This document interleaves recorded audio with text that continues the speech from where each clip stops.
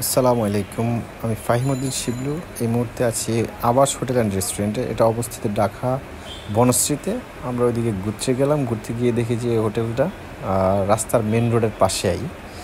দেখেই বাইরে থেকে খুব লোভ লেগে গেল খাবারগুলো। আসলে ঢোকার পরে দেখলাম যে না, আসলে লোভ লাগার মতোই ছিল। এখানে সব কিছুই ডিফারেন্ট ছিল খাবারগুলো, যেমন কি তাওয়ালি রুটি, যেটা এটা দেখে খুবই ভালো লেগেছে। ওরা অনেক সুন্দর করে বানাচ্ছে, এমনকি সামুদ্রিক অনেক মাছ পাওয়া যায়, এগুলো কাবাব এমনকি যে যেভাবে খায় ফ্রাই করে। কিন্তু আমার কাছে সবচেয়ে ডিফারেন্ট লেগেছে এখানে যে হান্ডি বিফ যেটা ছিল, এটা অনেক সুস্বাদু ছিল। আমরা এটা খেয়েছি, অনেক ভালো লেগেছে। তারপর এখানে যে একটা ডিফারেন্ট আরেকটা জিনিস ছিল, সেটা হলো পেশারি বিফ, পাকিস্তানি, অনেক সুন্দর।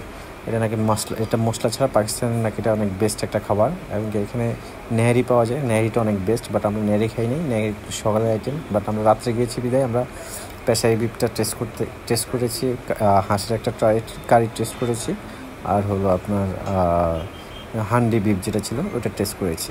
কিন্তু এখানে সবচেয়ে আমার কাছে একটা জিনিস অবাক লাগছে, এখানে এত পরিমাণ, আমরা রাতের প্রায় 10টা সাড়ে 10টার দিকে গেছি, কিন্তু এত পরিমাণ, এত মানুষ, মনে হচ্ছে আমি নাজিরা বাজার চলে আসছি। পুরান ঢাকার নাজিরা বাজার যেরকম রাতে 3টা বাজে গেল জমজমাট, বাট এখানে আমি যাওয়ার পর আমরা 15-20 মিনিট দাঁড়িয়েছিলাম। 15-20 মিনিট দাঁড়িয়ে দেখার পর আমরা সিট পেলাম, দেন বসলাম। বসার পরে খাবারগুলো নিলাম। খাবারগুলো নিয়ে সবচেয়ে আমার কাছে ভালো লেগেছে পেশারি বিফ, যেটা মশলা ছাড়া, অনেক সুস্বাদু ছিল, অনেক ভালো ছিল।